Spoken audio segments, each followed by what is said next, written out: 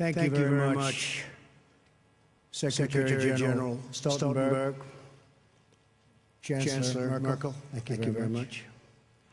Other heads of state and government. I'm honored to be here with members of an alliance that has promoted safety and peace across the world. Prime Minister, may all of the nations here today grieve with you and stand with you. I would like to ask that we now observe a moment of silence for the victims and families of the savage attack which took place in Manchester.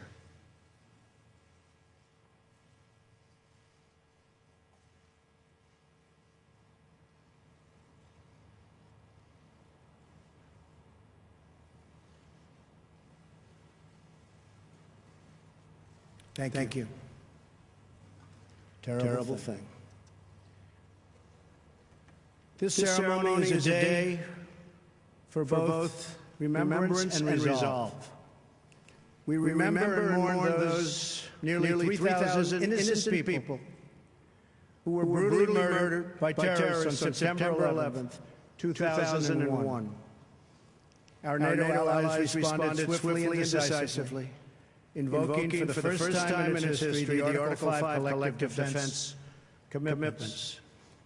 The recent attack on Manchester in the United Kingdom demonstrates the depths of the evil we face with terrorism.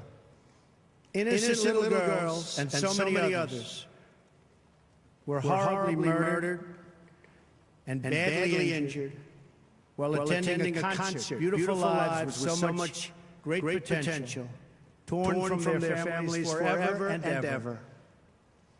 It was a barbaric and vicious attack upon our civilization. All people who cherish life must unite in finding, exposing, and removing these killers and extremists. And yes, losers. They are losers. Wherever they exist in our societies, we must drive them out and never, ever let them back in. This call for driving out terrorism is a message I took to a historic gathering of Arab and Muslim leaders across the region, hosted by Saudi Arabia.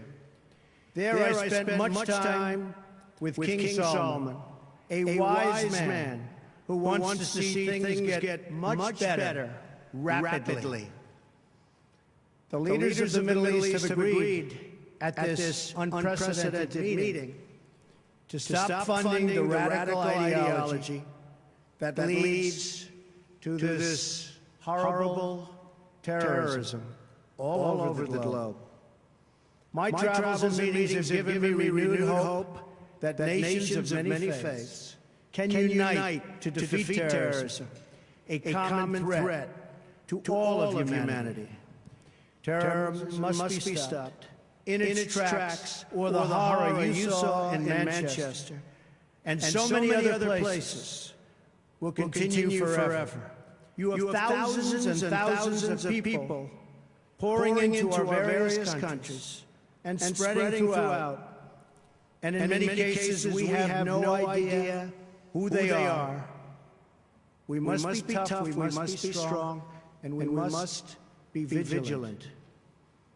The NATO of the future must include a great focus on terrorism and immigration, as well as threats from Russia and on NATO's eastern and southern borders. These great security concerns are the same reason that I have been very direct with Secretary Stoltenberg and members of the alliance in saying that NATO members must finally contribute their fair share and meet their financial obligations. But 23 of the 28 member nations are still not paying what they should be paying and what they're supposed to be paying for their defense. This is not fair to the people and taxpayers of the United States. And many of these nations owe massive amounts of money from past years and not paying in those past years. Over the last 8 years, the United States spent more on defense than all other NATO countries combined. If all NATO members had spent just 2% of their GDP on defense last year, we would have had another $119 billion for our collective defense and for the financing of additional NATO reserves.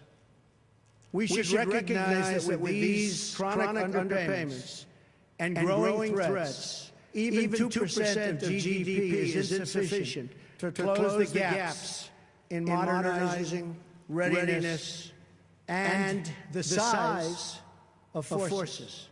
We have to make up for the many years lost.